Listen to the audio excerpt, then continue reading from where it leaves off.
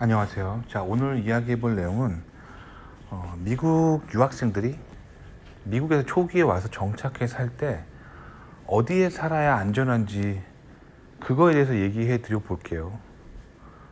사람들이 굉장히 오해하는 게 뭐냐면 미국은 총기가 허용되기 때문에 매우 위험한 나라라고 인식을 가지고 있습니다. 근데 미국은 굉장히 안전한 나라예요. 치안이 굉장히 잘 돼 있어요. 그렇습니다. 그리고 사회 시스템도 굉장히 잘 돼 있고 법도 잘 돼 있어요. 그래서 미국을 살아갈 때는 사실 굉장히 안전합니다. 근데 여러분들이 왜 미국을 위험하다라고 생각하냐면 한국의 미디어 때문이에요. 그러니까 그런 세뇌를 주는 것이 한국의 대중 미디어입니다. 반미적인 미디어. 그래서 미국의 총기 사건이 일어나는 건 사실입니다. 그런데 그 미국 인구 대비 그 사건의 비율들을 보면은 미국의 그 많은 인구 대비해서 일어나는 사건은 일단 크지 않고, 그리고 이 사건 사고가 범죄가 일어나는 곳이 밀집되어 있어요. 그러니까 범죄가 일어났다고 하면 그냥 미국 살기 힘들다 이렇게 하면 이제 세뇌당한 거예요. 한국 미디어에 세뇌당하신 거고, 어떤 지역에 범죄가 일어났다고 하면은 그거를 지도를 펼친 다음에 미국 지도를 펼치고 그 범죄가 일어난 장소를 X자로 마크를 해보세요. 그렇게 해서 이 데이터를 컬렉션 해보세요. 그러면은 범죄가 일어나는 곳에 매일 거기에 범죄가 일어난다는 걸 알 수가 있고, 범죄가 안 일어나는 동네는 범죄가 거의 제로라는 걸 알 수가 있어요. 자, 그러면 범죄는 왜 일어나는가? 이거를 보시면 돼요. 그래서 저는 이런 세상 돌아가는 거에 늘 관심이 있거든요. 그래서 이 세상이 움직이는 원리를 항상 이제 연구합니다. 자, 근데 제가 여러분들한테 추천해드리고 싶은 영화가 하나 있어요. 묵공이라고 하는 영화인데, 안성기 씨가 나옵니다. 안성기 씨 한국의 굉장히 유명한 배우인 안성기 씨가 나오고, 또 유덕화 씨 알죠? 엄청 유명한 유덕화 씨가 나옵니다. 그래서 이 안성기 씨와 유덕화 씨가 나오는 굉장히 유명한 영화인 묵공이라는 영화가 있어요. 그거 봐보세요. 이 영화가 굉장히 재미있어요. 일단 재밌고, 일단 이 영화가 전쟁 영화긴 한데, 이 묵가라고 하는 춘추 전국 시대에 수없이 많은 철학가들이 생겨나잖아요. 동양 철학. 제자백가라고 하는 사상이죠. 제자백가 사상 중에 이제 묵가라고 하는 사람이 있어요. 우리는 이제 여기 우리라 하면 이제 한국 사람들, 조선 땅에 살았던 사람들, 유교의 영향을 받았잖아요. 유가. 근데 이 제자백가의 수없이 많은 사상 중에 하나였고, 이제 그게 이제 한국에 지대한 영향을 미친 거잖아요. 근데 묵가라고 하는 사상이 있습니다. 묵가. 철학가 중에 이 묵가는 주로 이제 전쟁 비즈니스로 먹고 살았어요. 그러니까 유교랑은 좀 달라요. 유교는 어떻게 보면 약간 지식인으로서 이렇게 글을 좀 읽는, 그러니까 문인 거죠, 문. 근데 묵가는 무에 가깝습니다. 무. 그래서 이제 밀리터리 비즈니스로 먹고 살았어요. 특히 밀리터리 비즈니스 중에서도 전쟁이 일어나면 공성전이 벌어지잖아요. 공격하는 군대가 성을 무너뜨리기 막 가면은 제일 중요한 게 성을 이렇게 보수하는 거잖아요. 성을 이렇게 지키는 거. 그때 이제 그런 전쟁 비즈니스를 전문으로 했던 그런 사상가들이에요. 그래서 성을 지키는 법을 전문으로 연구했던 게 묵가예요, 묵가. 묵가 사상가들이 이제 그런 연구를 많이 했었어요. 집을 잘 지킬 때 집 안에 사는 사람들이 평화와 사랑이 있다라고, 그런 사상이 이제 묵가거든요. 그래서 이 묵가는 전쟁 비즈니스에 능통한 사람들이었어요. 그래서 영화 묵공을 보면은 유덕화 씨가 이제 형리라고 하는 묵가의 사상가로 나옵니다. 그래서 그 중국의 한 성이 이제 공격을 받아요. 그래서 그 성의 성주가 그 묵가한테 SOS를 친 거예요. 우리 성 지금 공격당하니까 그 묵가 사상가를 보내서 이제 우리 성을 지킬 수 있는 전략을 지금 알려달라 하고 이제 SOS를 친 거예요. 그래서 묵가에서 이 혁리라고 하는 그 묵가 사상가를 보냅니다. 근데 묵가는 전쟁 비즈니스를 전문으로 한다고 했잖아요. 그래서 전쟁이 왜 일어나는지를 잘 아는 그 밀리터리 컨설턴트였어요. 그러니까 전쟁이 났을 때 이제 컨설팅 해주는 이런 사람들이었어요. 그래서 이제 전쟁이 왜 일어나는지 잘 알아요. 그래서 그 영화를 잘 보면은 그 춘추전국 시대의 전쟁터인데 전쟁터 한가운데를 그 혁리, 그러니까 그 묵가 사상가 혁리 혼자서 뭐 보디가드도 없이 그냥 그 전쟁터를 지나가지고 그 성 앞에 도착해서 들어갑니다. 이게 의미하는 게 뭐냐면 묵가가 그만큼 전쟁이 왜 일어나는지를 알고 있기 때문에 자기가 안 다치는 법도 알고 있는 거예요. 그러니까 어디서 전쟁이 일어나는지를 알기 때문에 그 전쟁의 프론트 라인 있죠. 전선을 피해서 가는 법을 알기 때문에 안전한 거예요.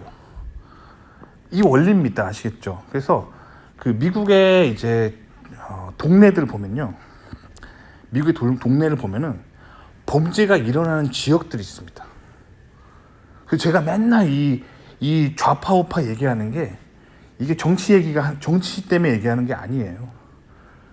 그 정신적인 세계의 그 프론트 라인을 볼 수가 있어요. 그래서 범죄는 항상 어디서 일어나냐면 좌파 지역과 우파 지역의 경계선에서 범죄가 많이 일어나요. 아시겠죠? 그렇기 때문에 이제 그 범죄가 일어나는 장소를 알면 되는 거예요. 처음에 제가 이걸 모르고 좌파와 우파의 경계선에서 살았어요. 왜 그러냐면 전 처음에 몰랐어요. 미국 처음에 왔을 때. 근데 좌파와 우파의 경계선에 있는 그 집값이 제일 싸요. 렌트비가. 이상하게 다른 데는 다 뭐 예를 들면 한 달 렌트비가 뭐 1,200불, 1,300불 막 하는데 그 지역에 있는 어떤 길을 따라서 있는 아파트만 그 한 달 렌트비가 800불밖에 안 하는 거야. 제가 처음에 미국 유학 갔을 때 거기 대도시였는데 대도시에서 월세 800불이면 진짜 싼 거예요. 그래서 거기 살았어요. 근데 그게 실수였어요. 거기를 피해야 되는 지역이에요.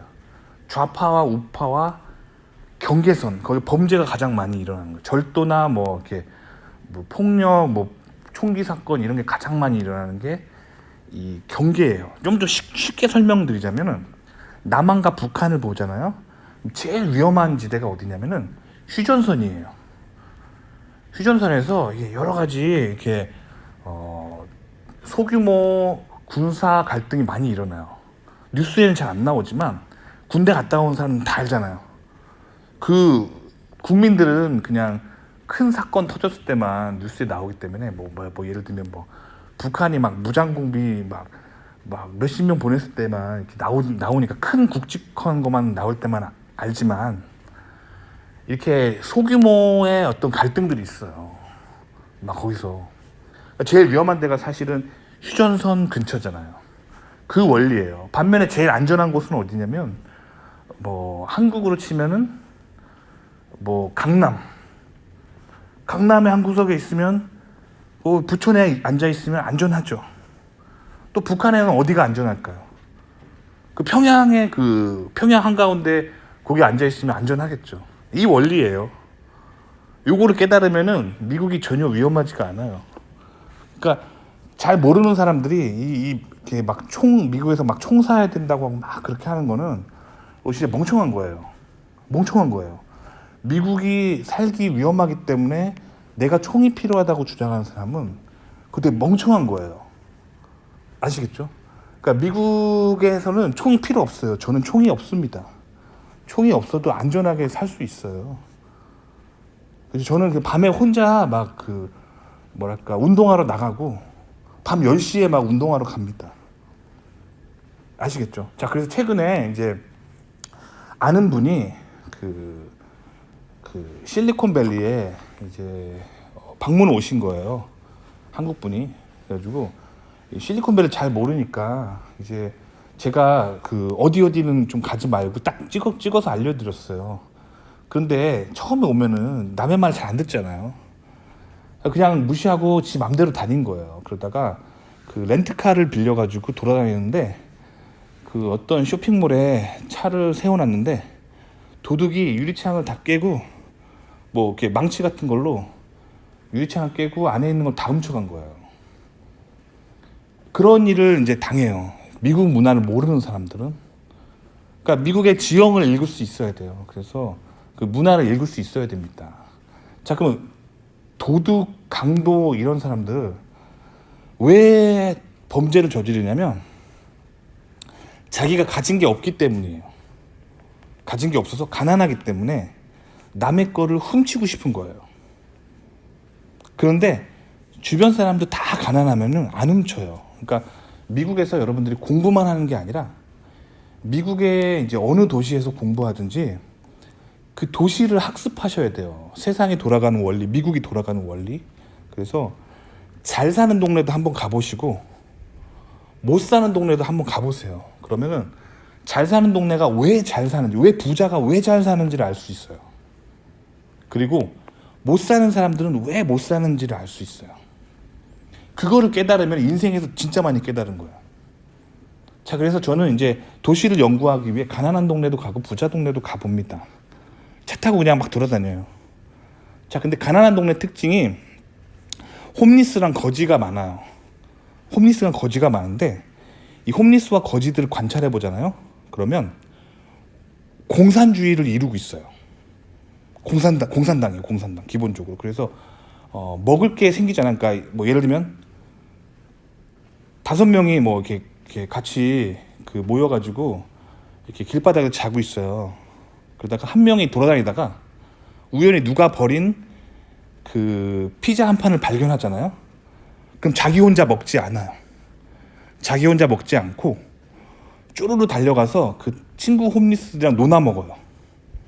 왜 그러냐면 자기가 진짜 배고파 봤기 때문에, 정말 죽도록 배고파 본 적이 있기 때문에 그 느낌과 감정을 몸이 기억하는 거예요. 그렇기 때문에 배고픈 사람의 마음을 알아요. 그래서 배고픈 친구들한테 자기도 거지면서 피자 한 판을 주스면, 쓰레기통 같은 데 주스면 그게 안 상했으면은 쪼르르 달려가서 친구들하고 놀아 먹어요. 공산주의, 사회주의, 칼마르크스 그런 사상 배울 필요도 없어요. 이 사람들 그냥 본능적으로 알아요. 그래서 서로 놀아 먹습니다. 이게 가난한 동네의 특징이에요. 공산주의, 사회주의. 이게 그냥 책에서 안 배워도 굳이 막 정치인들이 이거를 알려주지 않아도 자동적으로 이렇게 본능적으로 공산주의, 사회주의를 이뤄요. 가난한 동네 특징이. 자, 그리고 이제 부자 동네, 이번엔 부자 동네. 부자 동네 가면은 개인주의예요. 개인주의. 서로 이렇게 프라이버시를 서로 지키고 서로 남의 집에 얼마 있는지 관심이 없어요. 그리고 자기 가정에만 충실합니다. 남한테 별 관심이 없어요. 개인주의가 나타납니다. 그리고 굉장히 잘 살아요, 다들. 범죄가 없어요. 옆집에 관심이 없어요. 옆집에 무슨 물건이 있는지, 옆집에 뭐 숟가락이 몇 개가 있는지, 옆집에 자동차가 몇 개가 있는지, 옆집 사람이 뭐 명품백을 하고 오늘 나가는지 전혀 관심이 없어요. 남의 삶에 관심이 없어요. 개인주의가 나타납니다. 부자 동네에서. 아시겠죠? 그래서 잘 사는 거예요. 아시겠죠?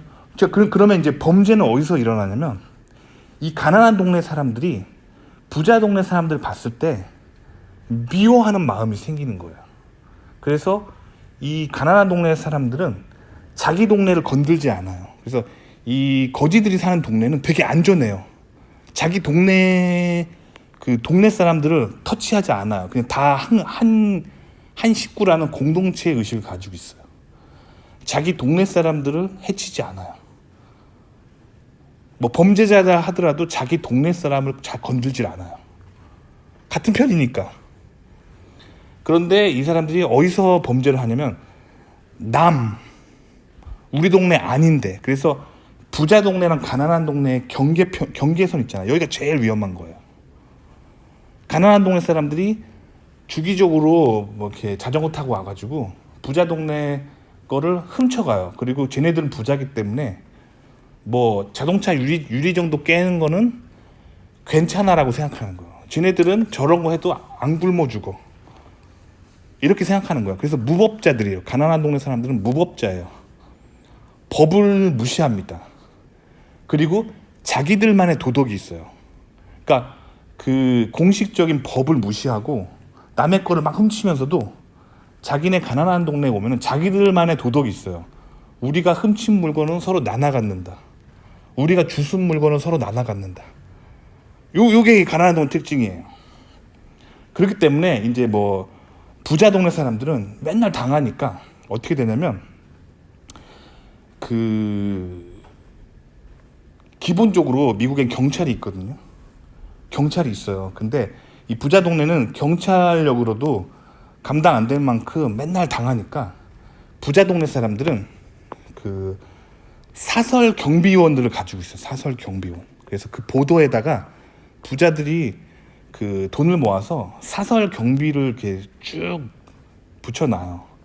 그래서 그 부자 동네와 가난한 동네 경계가 제일 위험하고요. 그리고 그 사설 경비가 있는 건너편에 그 부자들 동네에 있는 데 있잖아요. 여기는 되게 안 좋네요. 범죄가 거의 제로입니다.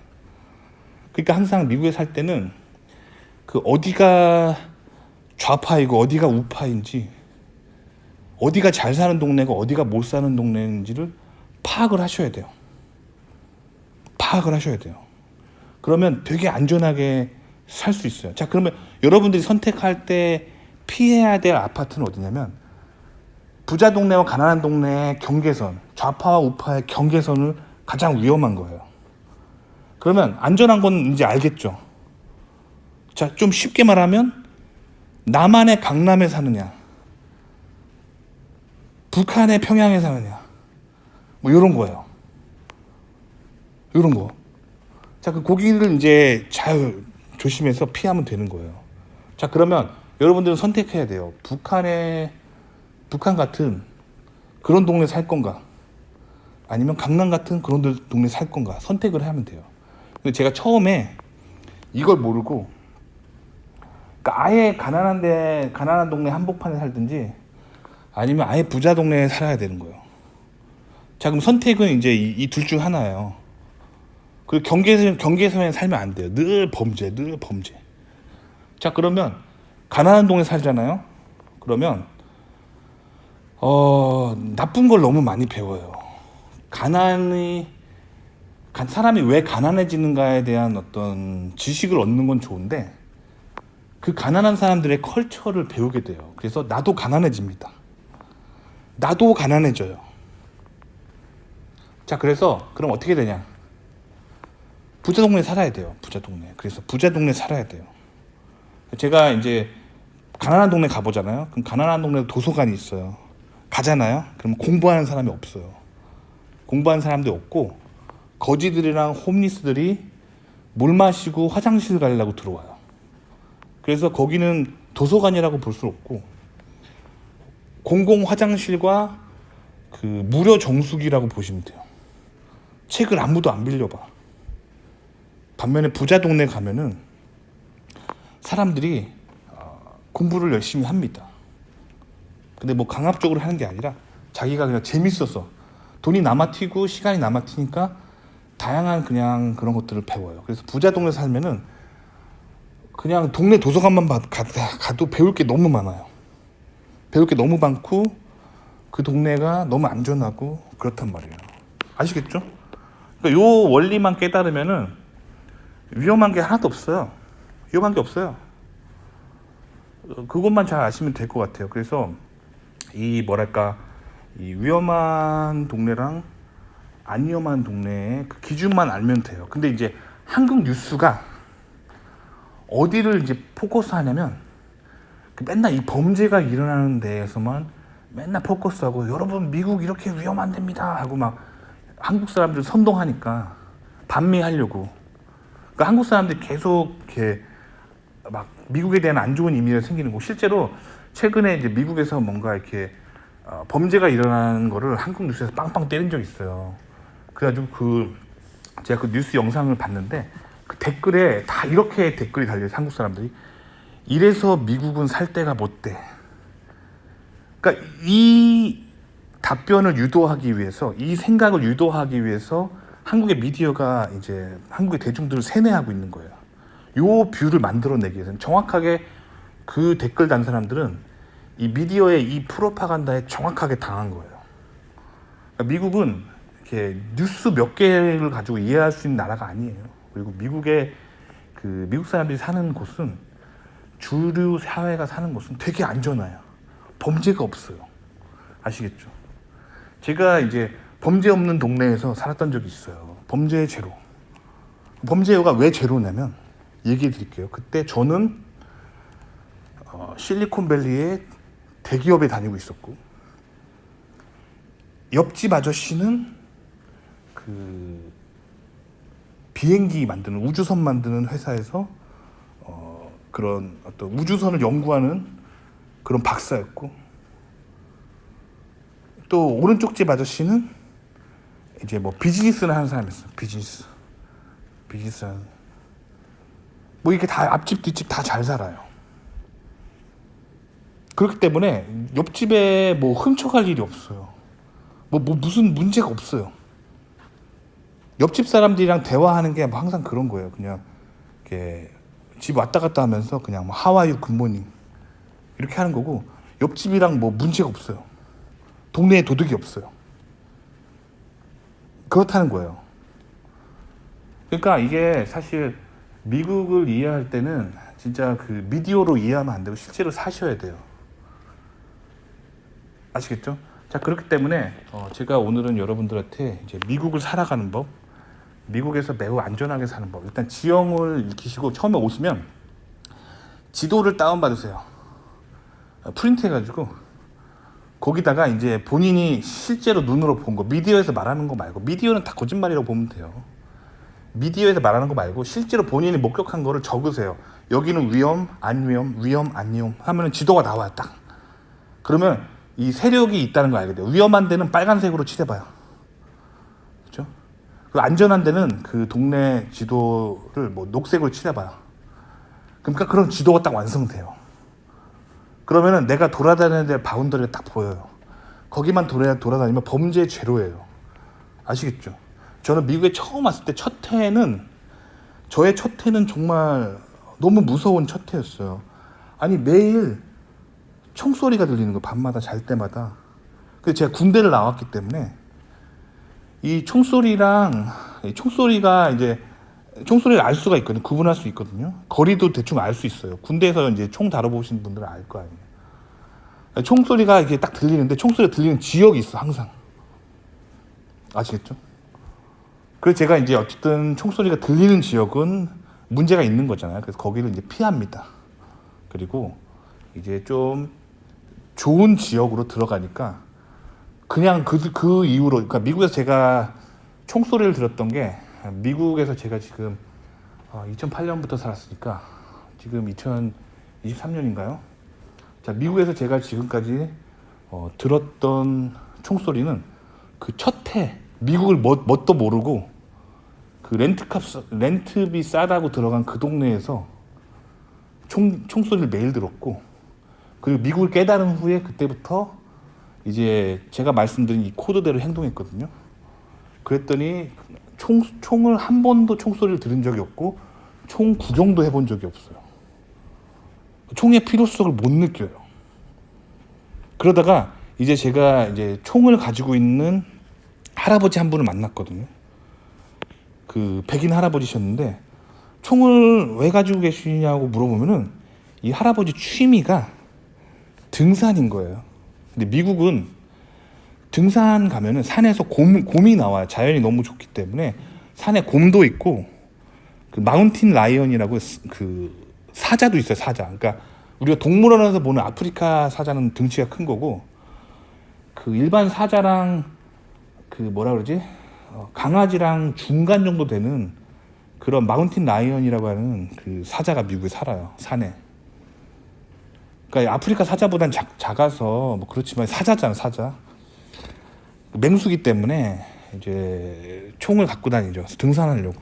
그러니까 미국에서 이제 살 때는 총기 자체가 무서운 게 아니라 총을 왜 가지고 있는지가 그 동기를 물어보면 돼요. 그래서 그 동네 사람들이 총 왜 가지고 있어야 할 때 무서워서 치안을 위해서 나를 지키기 위해서 내 가족을 지키기 위해서라고 말하는 사람들이 사는 동네는 절대 살면 안 돼요. 반면에 총을 가지고 있어도 이렇게 스포츠로 하는 사람도 있거든요. 그러니까 뭐 이렇게 등산 가려고 그 사자나 이런 거 나오니까 등산 가려고 그리고 뭐 스포츠로 사격장 같은 데서 막 그냥 총 쏘는 사람도 있거든요. 그런 레저용으로 총을 가지고 있는 동네는 범죄가 없어요. 총기 문제 제로예요, 진짜. 근데 요거를 사실 누군가는 얘기를 해줘야 되는데 한국 사람한테 한국의 언론이 문제예요. 한국 언론은 반미입니다. 어떻게 하면 그 미국이라는 국가가 문제가 많고 악으로 가득 찬 나라인지를 그거를 이제 한국의 대중들에게 설득하는 거예요. 이 좌파 한국 미디어들이. 그러니까 포커스가 맨날 한국에다가 미국에 일어나는 모든 범죄를 나쁜 것만 골라서 막 보도를 하는 거예요. 자, 실제로 제가 있었던 일인데 제가 미국에서 그런 가난한 동네에서 그 홈리스들한테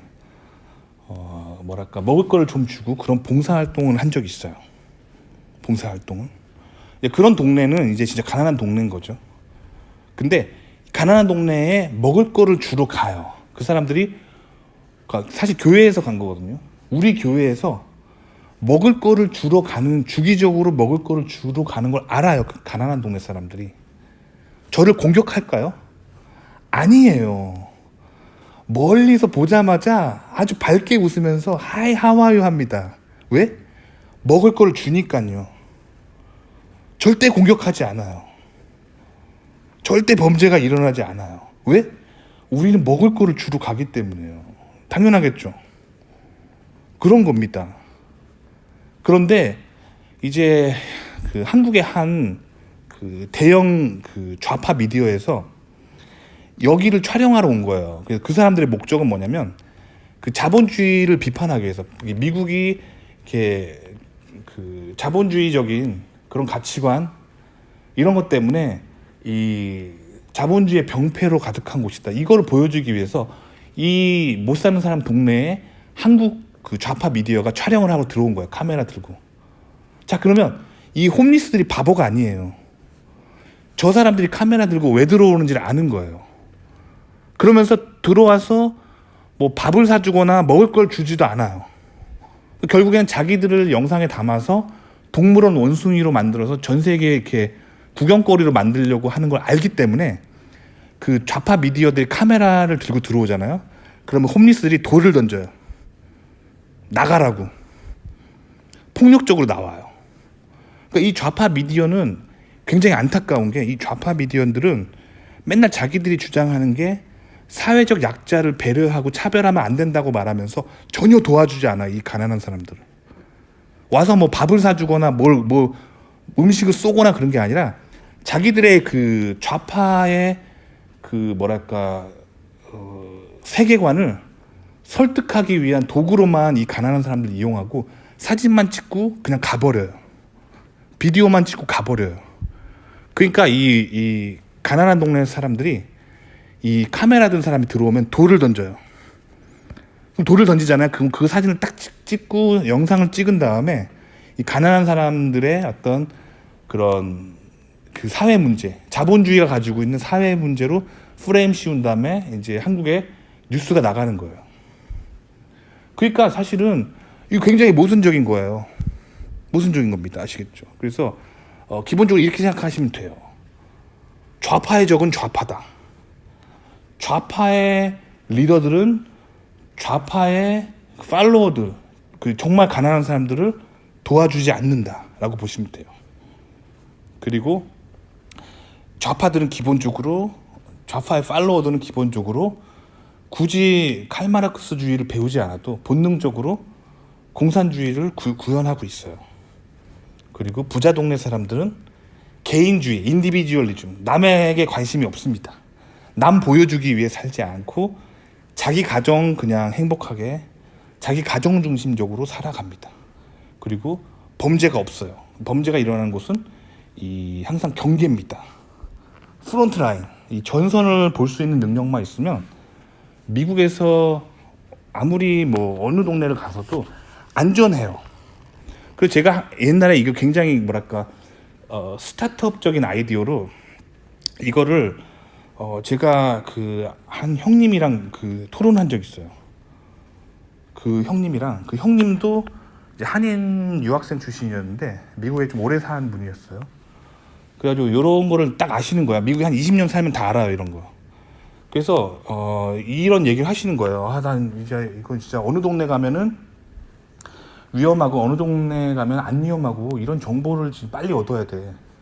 이런 얘기를 하시는 거예요. 그래서 제가 형 그러면 이거를 제가 얘기했어요. 이거 그러면 스마트폰 앱을 만들어 가지고 지도로 딱 해가지고 내비게이션처럼 만들어서 위험한 동네와 안 위험한 동네를 그 지도로 만들면 형 이거 되게 잘 팔릴 것 같지 않아요? 그랬더니 그 형이 미국에서 20년 산 형이거든요. 고등학교 때 이민 와가지고 딱 듣자마자 그 형이 저한테 얘기하는 거야. 그런 앱을 만들면 너는 그 인권단체로부터 인종차별주의자라고 낙인 찍힌 다음에 너네 회사는 소송을 당할 거야. 그렇게 얘기하는 거예요. 그러니까 미국에서는 그렇게 이렇게 뭔가 가난한 사람과 못 사는 사람의 어떤 그런 거를 대놓고 얘기하면 안 된대. 그래서 미국에서는 폴리티컬 코렉트니스, 즉 PC주의가 발전하는 거야. 이런 어떤 갈등을 피하기 위해서 미국에서는 기본적으로 공공장소에서 가난한 사람이나 잘 사는 사람의 차이 이런 얘기하면 안 되고, 인종 간의 차이 얘기하면 안 되고, 남녀 간의 차이 얘기하면 안 되고, 동성애자와 동성애자가 아닌 사람의 차이 얘기하면 안 되는 거야. 그게 이제 폴리티컬 코렉트니스고, 이런 폴리티컬 코렉트니스 개념 자체가 좌파예요. 좌파 진보예요, 이게. 그래서 미국에서 자꾸 대중 앞에서 방송하거나 뭐 회사 사장님이 전 직원 앞에서 얘기하거나 그럴 때 이 PC주의가 발전하는 거예요. 그러니까 지금 저는 PC주의를 쓰지 않고 얘기하는 거예요. 경험하고 그냥 얘기하는 거잖아요. 이게 바로 노PC주의죠. 저는 지금 노PC주의로 얘기하는 거예요. 아시겠죠? 그럼 정보를 얻을 때 정확한 정보는 PC주의를 쓰는 스피커에게서 정확한 정보를 얻는 거예요? 아니면 노PC주의를 쓰는 사람한테서 정확한 정보를 얻는 거예요? 노PC주의입니다. 아시겠죠? 그래서 PC주의를 쓰는 사람한테 정보를 얻으면 당신의 인생 망합니다. 당신의 인생은 더 가난해집니다. 도움이 되셨기 바랍니다.